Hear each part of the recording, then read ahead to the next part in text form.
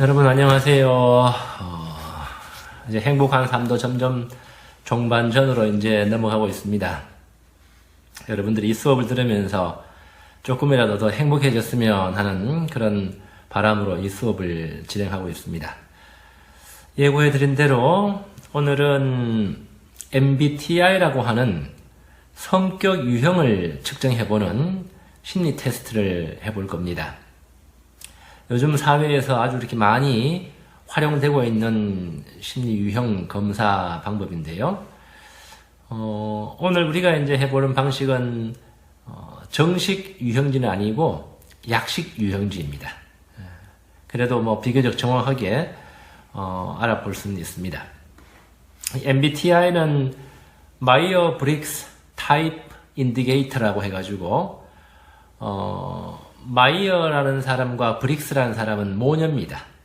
브릭스가 엄마고 마이어가 이제 딸인데, 이 두 사람이 칼 융이라고 하는 심리학자, 여태까지 이제 행복한 삶을 하면서 많이 언급되었었죠.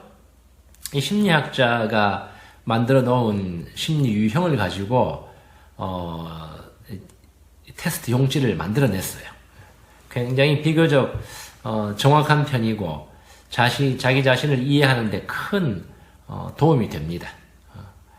우리가 이제 오늘날 쉽게 말하는 이제 뭐 외향형, 내향형 뭐 이런 이제 성격 유형 타입들이 이제 칼 융의 그러한 성격 유형 분류에서 나온 말들이고, 그걸 가지고 이제 이 마이어 브릭스가 심리 유형 테스트지를 만들어냈습니다.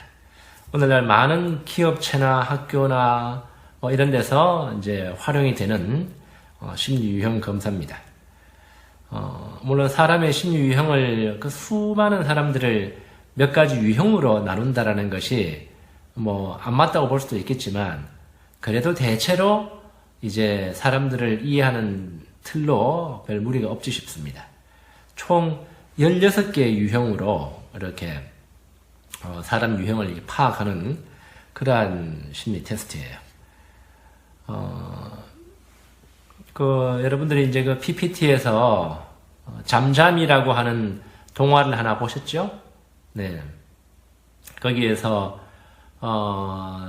잠잠이와 나머지 또 이제 쥐들하고 이렇게 서로 성격이 다른 모습을 이렇게 볼 수 있는데, 그러나 그 잠잠이 동화에서 볼 수 있듯이 서로 다르고 서로 일하는 분야가 다르다 뿐이지 둘 다 똑같이 중요한 사람들입니다.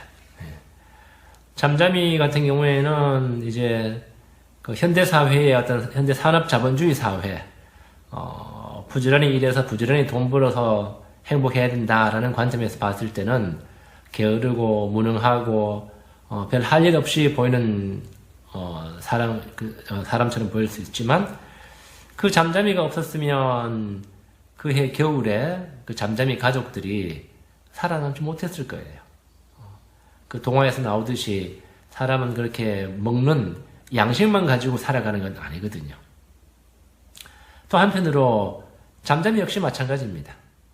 그 가을 내내 일하고 거두고 수확하는 그네들 가족이 없었으면 잠잠이도 살아남지 못했을 겁니다. 인간은 당연히 먹고 살아야 되는 존재이기 때문에 그런 거죠. 그래서 그 동화가 보여주는 거는 우리 인간 사회에서 다양한 모습의 다양한 성격 유형의 사람들이 이제 인간 사회를 살아갈 수 있도록 풍요롭게 만드는 거라는 거, 모든 사람이 각자의 유용하고 좋은 이제 쓰임새와 가치가 있다라는 것을 이제 보여주는 그런 이제 동화입니다. 재밌게 읽어보셨는지 모르겠어요.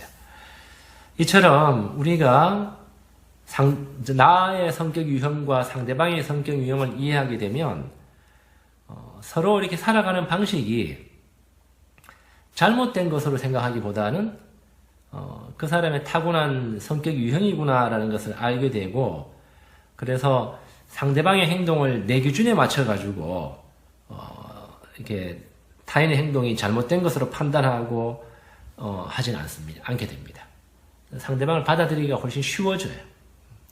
그래서 사람들이 살아가는 방식을 좀 더 객관적으로 바라볼 수 있게 해주고, 다른 사람들의 말이나 행동을 개인적인 감정을 가지고 받아들이지 않게 해줍니다.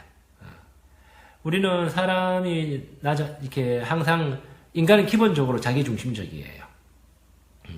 내가 옳다라는 것이 기본적인 심리적인 전제 조건으로 되어 있고 그 기준으로 상대방을 바라봐요.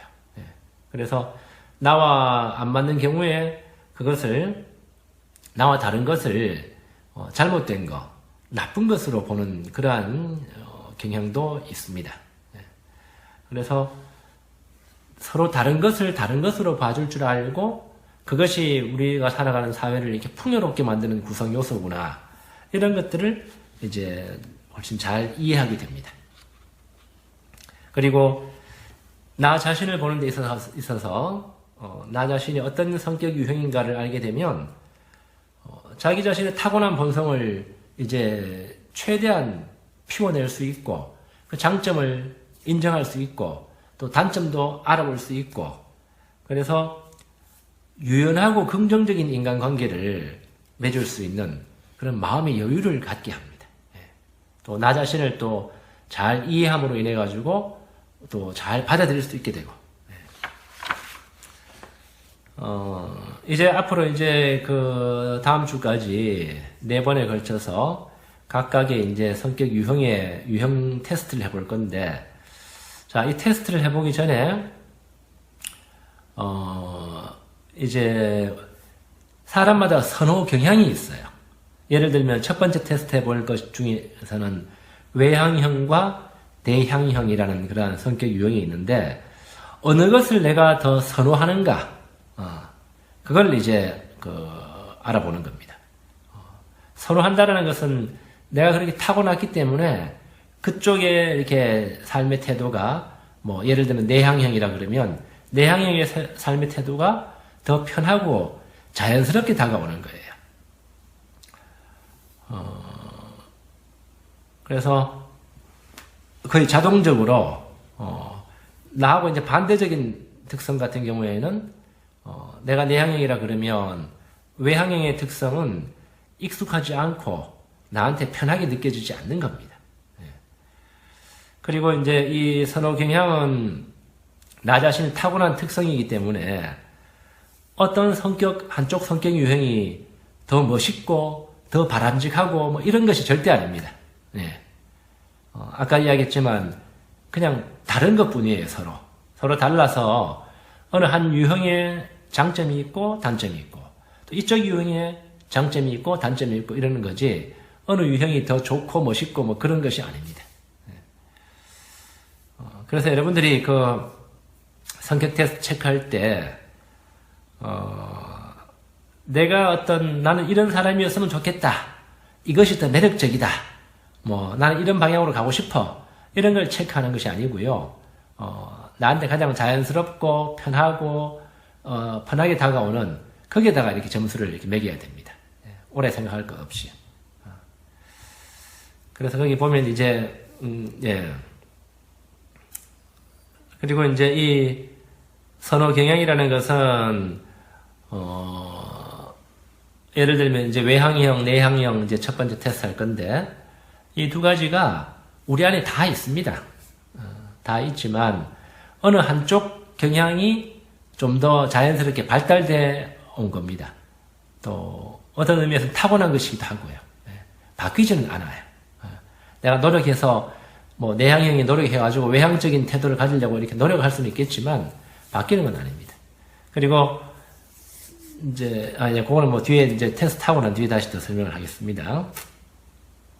그래서 이제 여러분들이 이 테스트 할 때 우리가 오른손 왼손처럼 오른손 쓰는 사람은 오른손은 자연스럽잖아요, 그죠? 왼손은 어색하고 익숙하지 않잖아요. 그런 관점에서 이제 선호 경향을 체크를 해야 됩니다. 미리 PPT에 이제 내가 올려놨으니까 미리 체크를 한번 해보시고요. 자, 첫 번째 우리가 이제 볼 성격 유형은 외향성과 내향성이에요. 외향성과 내향성. 이제 영어로는 extrovert, 내향성은 introvert 이렇게 이야기하는데요. 여기에서 우리가 이제 편견을 갖기 쉬운 것은 외향적인 사람은 사교적이고 말이 많고 적극적이고 내향적인 사람은 부끄러워하고 낯가리고 이런 어떤 그런 부정적인 의미와 긍정적인 의미를 말하는 것이 아닙니다. 그거는 이제 우리가 갖고 있는 편견이고요. 이 두 성격의 근본적인 차이는 뭔가 하면 나는 삶의 에너지를 어디에서 얻어오는가. 이것이 이제 이 외향성과 내향성의 차이입니다. 인간이 살아가려고 그러면 이제 삶의 에너지가 필요하잖아요. 그죠? 내 에너지를 어디에 끌어와야 되잖아요. 우리가 매일 육체적인 에너지를 얻기 위해서는 밥을 먹어야 되듯이 에너지 공급원이 있어야 되잖아요. 우리 정신도 살아가려고 그러면 어디선가 에너지를 얻어와야 돼요. 그냥 무한하게 그냥 음식에서만 에너지 오는 게 아니죠. 그래서 삶의 에너지를 끌어오는 방식에 따라 가지고 내향성이냐 외향성이냐 이렇게 이제 이야기하는 겁니다. 단적으로 이야기하면 그 에너지를 바깥에서 외부에 있는 사람들과 만남, 외부의 어떤 상황에서 에너지를 받아오는 사람은 이제 외향성이에요. 반대로 자기 자신의 내부, 자기 내면, 자기의 정신세계로부터 주로 에너지를 끌어오면 그 사람은 내향성입니다. 여러분들 그 테스트지에 체크하실 때 왼쪽에 이제 이쪽 읽어보고 나랑 전혀 안 맞아. 그러면 0점을 매기시고 나랑 조금 비슷해. 1점을 매기고 나랑 전혀 안 맞아. 나와 똑같아. 완전 나와 똑같은 모습이야. 그러면 2점을 매기세요.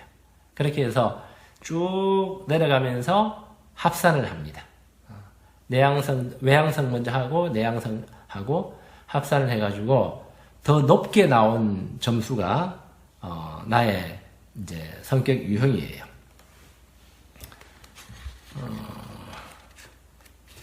자, 이제 외향성과 내향성들을 조금 더 이제 보도록 하면요. 외향성 사람들은 이제 밖으로 잘 표현합니다. 그리고 매사에 이렇게 흥미진진하고 또 인간관계에서 진도가 빨리 나가요. 금방금방 친구가 돼요. 그리고 사람들과 주고받는 이렇게 관계를 굉장히 좋아합니다. 그리고 이제 말하기 좋아하고 사람들한테 쉽게 이야기 건넵니다. 그리고 사람들과 함께 있으면 힘을 얻고 혼자 있을 때 힘이 빠지는 걸 느껴요. 그리고 외향자들은 자신의 관심을 외부 세계로 돌리고 사람들, 사물들, 활동들 이런 데서 힘을 얻고 폭넓은, 아주 발이 넓어요. 많은 사람 알고 있고 이제 폭넓은 인간관계를 유지해요. 자, 그 반면에 내향자들, 내향적인 성격의 사람들은 보통 우리가 이제 내성적이라는 말을 쓰잖아요. 부정적인 의미를 갖다 붙이는 거죠. 근데 그런 부정적인 의미는 전혀 없습니다. 내향자라는 말에는. 내향자들은 조용하고 아주 개인적인 삶을 즐깁니다. 그리고 자기 자신을 위해 보다 많이 이제 그 시간을 많이 가짐으로 인해 가지고 힘을 모아요. 그러니까 외향자들은 밖에 나가야 힘을 얻기 때문에 많은 사람들 만나지만 내향적인 사람들은 그렇게 하면 힘이 금방 빠져요. 많은 사람들을 너무 많이 만나면 빠져서 자기 안에서 이제 에너지를 끌어올리는 그런 시간을 따로 가져야 됩니다. 그래서 이제 또 외향자들이 보기에는 자기 혼자만의 시간을 이렇게 방콕하기 좋아한다고 이렇게 이제 보는 거죠. 그리고 이제 외향자들은 생각하기 전에 미리 행동합니다. 벌써 이제 손과 발이 먼저 나가요. 근데 내향적인 사람들은 행동하거나 말하기 전에 미리 생각을 해야 돼요. 그래서 이제 새로운 활력과 에너지를 얻기 위해서는 혼자 조용하게 머물러 있는 그런 시간이 필요합니다. 그래서 뭐 파티장이라든지 행사장이라든지 여러 사람이 모인 곳에서는 별로 할 말도 없고 불편함을 느껴요. 그리고 좀 정신이 없습니다. 이 사람 저 사람 막 이렇게 막 대하면. 그래서 내향자들은 자기 관심을 내부로 돌려가지고 자신들의 내부 세계로부터 어떤 생각과 아이디어, 영감들 이런 거를 얻어내요. 그리고 굉장히 깊이 있는 대인관계를 유지합니다. 이 사회는 전부 이제 오늘날 인터넷이라든지 스마트폰 등을 통해 가지고 미디어 사회이기 때문에 마치 이제 전부 다 이렇게 긍정적이고 좋은 거는 외향적인 태도에 있는 것처럼 보이기 쉽습니다. 그렇죠? 예를 들면 TV에 쇼나 이렇게 TV에 이렇게 토크쇼라든지 뭐 그런 나오는 사람들은 다 적극적으로 말하고 행동하고 하잖아요. 거기 TV에 나와가지고 집에 사는 것처럼 입 꾹 다물고 내향적인 걸 있으면 누가 출연시켜 주겠어요, 그죠? 그러니까 내향적인 연기자들, 뭐 배우들이나 연예인들도 TV에 나와서는 외향적으로 행동해야 되는 거예요. 그러니까 이제 우리 젊은 친구들이 갖기 쉬운 편견은 외향적이고 적극적이고 대인관계에 이렇게 발 넓고 이런 사람들이 좋고 긍정적인 인간의 모습이고 좀 조용하고 깊이 있는 인간관계를 추구하고 좀 내향적인 사람들은 조금 못난 모습으로 이렇게 생각하기가 쉽습니다. 그래서 내향적인 성격을 갖고 있는 사람들은 본인이 조금 덜 떨어진 사람으로 생각하고 조금 창피하고 뭐 창피할 것까지는 아니더라도 외향자들을 좀 부러워하는 시선으로 바라볼 수도 있습니다. 특히 이제 청소년기나 20대에 자기 정체감이 이렇게 막 형성되는 시기에 있는 사람들은 이제 그런 편견을 가지고 대하기가 훨씬 쉽습니다. 그리고 이제 외향자들은 이제 발이 넓고 인간관계가 폭넓은 만큼 그렇게 깊지는 않아요. 만나서 한 10분만 되면 금방 친구가 됩니다. 술 한잔하고. 그러나 이제 이 내향자들은 친구가 뭐 손꼽을 정도로 손에도 5손가락 안에도 다 꼽을 수 없을 정도로 친구가 이렇게 진짜 친구라고 하는 사람은 아주 숫자가 작습니다. 한두 명 될까 말까 해요. 근데 굉장히 깊이 있는 인간관계를 맺고 싶어하고 그렇게 하죠. 나머지 그냥 이렇게 알고 지내는 사람들은 그냥 알고 지내는 사람 지인들이에요. 다 친구라고 그러지는 않습니다.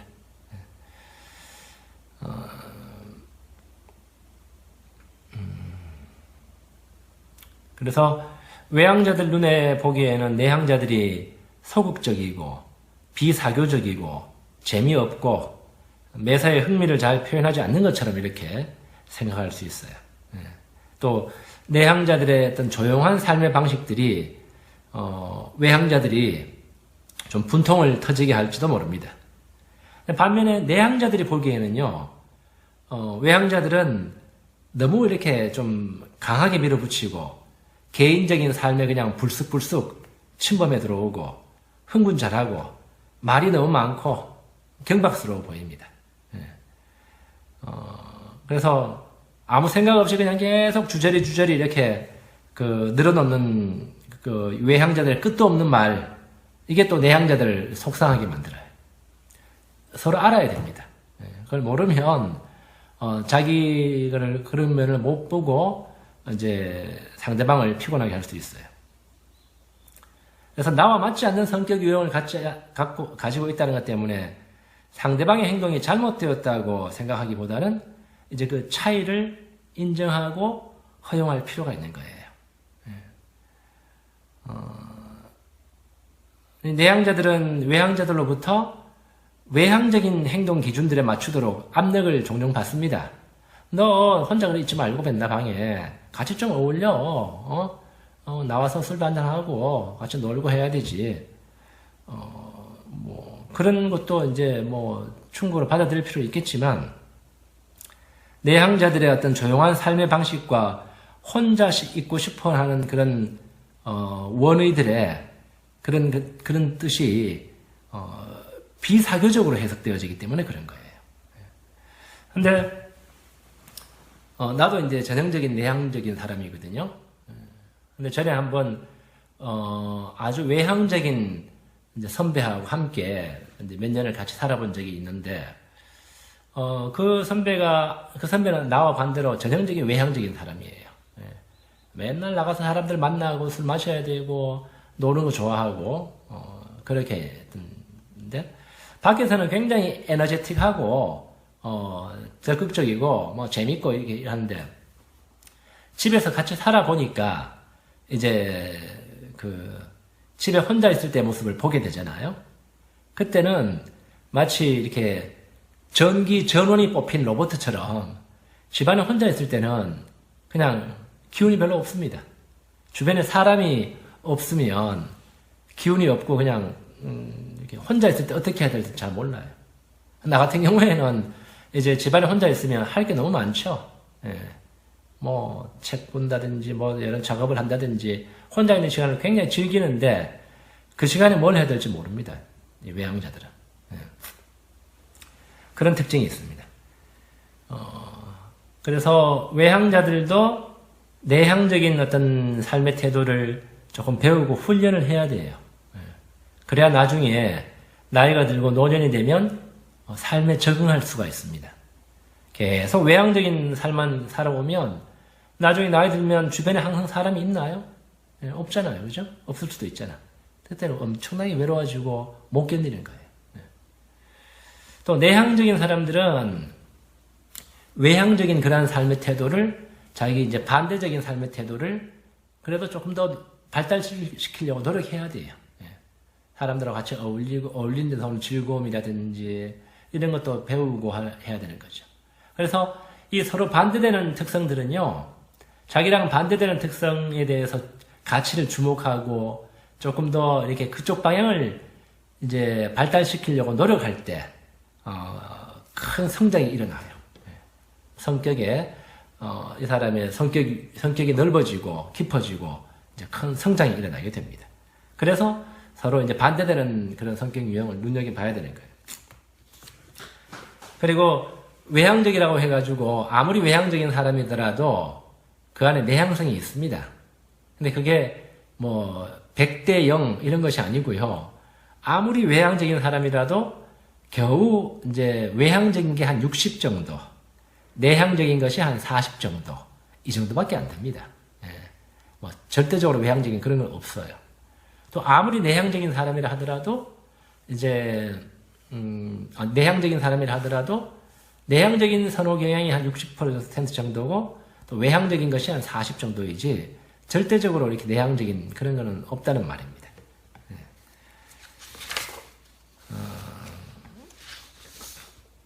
자, 이렇게 이제 외향성과 내향성 이렇게 봤는데요. 외향자들은 이제 이 내향자들을 보면서 저 사람은 늘 혼자 있고 싶어 해. 나는 저 사람이 무슨 생각하고 있는지 잘 모르겠어. 왜 내가 항상 무슨 생각하는지 물어봐야 되는 건가? 왜 좀 더 말을 하지 않는 거야? 이런 생각을 늘 갖고 있어요. 근데 내향자들은 외향자들을 보면서 어떤 생각을 하는가 하면 그냥 입 다물고 나와 좀 조용히 그냥 같이 있었으면 좋겠는데 그녀는 왜 그것을 못할까? 저 여자는 왜 혼자 조용히 생각에 좀 못 잠기나? 왜 그녀는 왜 늘상 누군가가 꼭 이야기를 해야만 되느냐? 이런 이제 생각을 갖고 있고 그것이 조금 이제 불만작용으로 서로에게 작용할 수가 있습니다.